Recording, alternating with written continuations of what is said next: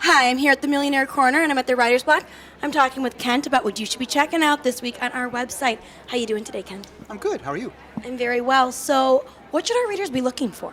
All week long, Donald and I wrote stories about the ethnic segmentation series report that we did on African American, Hispanic, and Asian investors. So you want to look at that.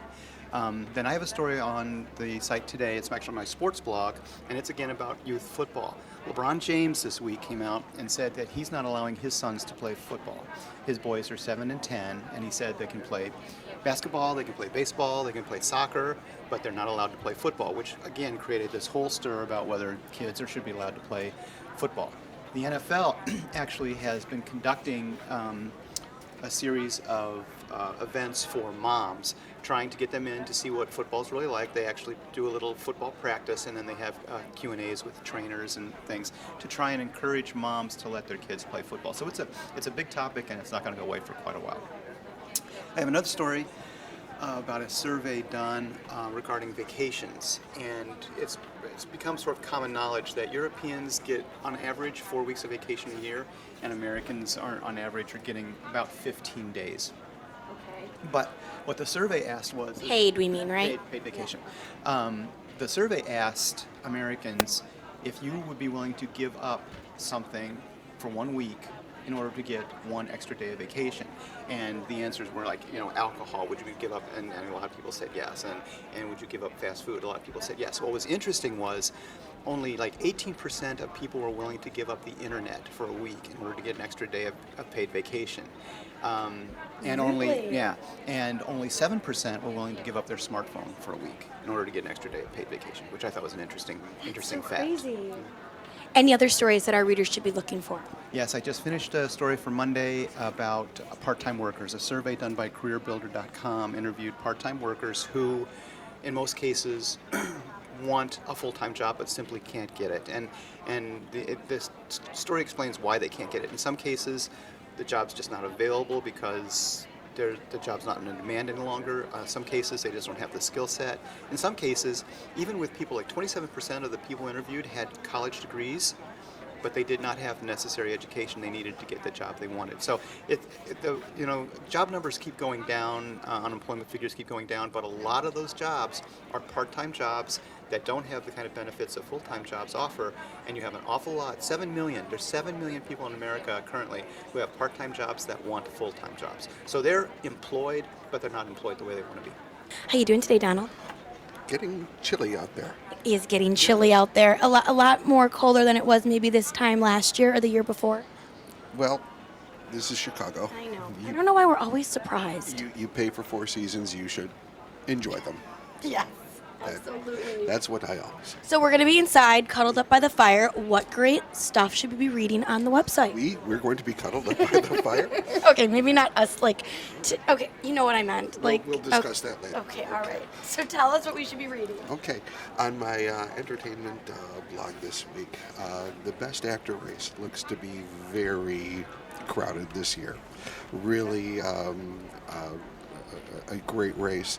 But what's interesting to me is that 3 people who are very much in the mix for a nomination are actors that have been considered comic actors. Michael Keaton, Bill Murray, Steve Carell. Steve Carell from The Office, Foxcatcher. His film opens today. Channing Tatum's in that. Cuddle with him by the fire. Oh my God, that would be amazing. Fun. The Academy, unlike the Golden Globes, doesn't really have a separate comedy category, and comedy often gets short shrift. Absolutely. And Alec Baldwin always said that. yeah, but it takes these actors to do more dramatic, serious roles before they'll get recognized. So Bill Murray won't get recognized for Groundhog Day. Michael Keaton won't get recognized for Beetlejuice, but they will get nominated maybe for St. Vincent and Birdman, respectively. So That'll be great. that'll be fun to watch.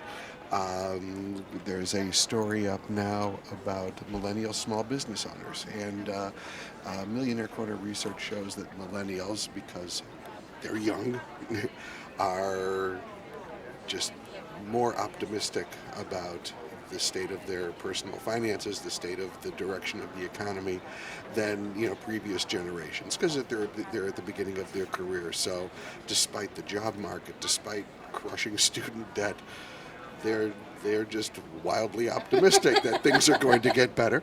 And a new study shows that this extends to millennial small business owners.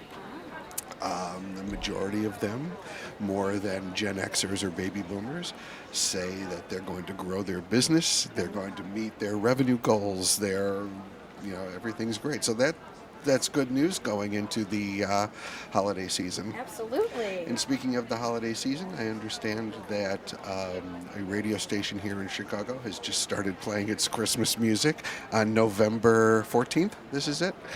And that brings to mind catalogs. That's right. So while you are driving around listening to great Christmas music on the Light, which I'm so excited about, you're going to want to check out the Neiman Marcus catalog that just came out. It's the Christmas book. And if you didn't get one sent to your house, no worries. You can either go to your local Neiman Marcus and pick one up, or if you want to get on right now, you can even access the catalog on their website, neimanmarcus.com.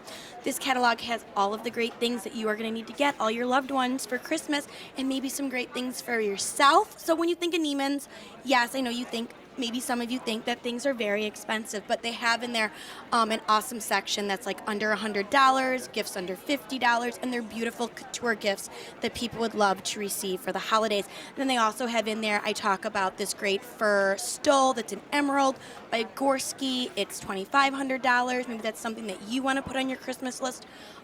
They have great Tory Burch boots in there that maybe you could get for your sister, and then they have, holiday Uggs. So everything that you are going to be needing to get on your list, they have. So we talk about that this week on the blog. And anything else you want to talk about, Donald? You be checking out this catalog I'm talking about? well, Or listening to the if Christmas... people are going to pick it up, I'd suggest they go to the gym first. Those things are heavy. It is. It's a very big book. Anyways, thanks so much for stopping by the block. I'm Heather Kiley.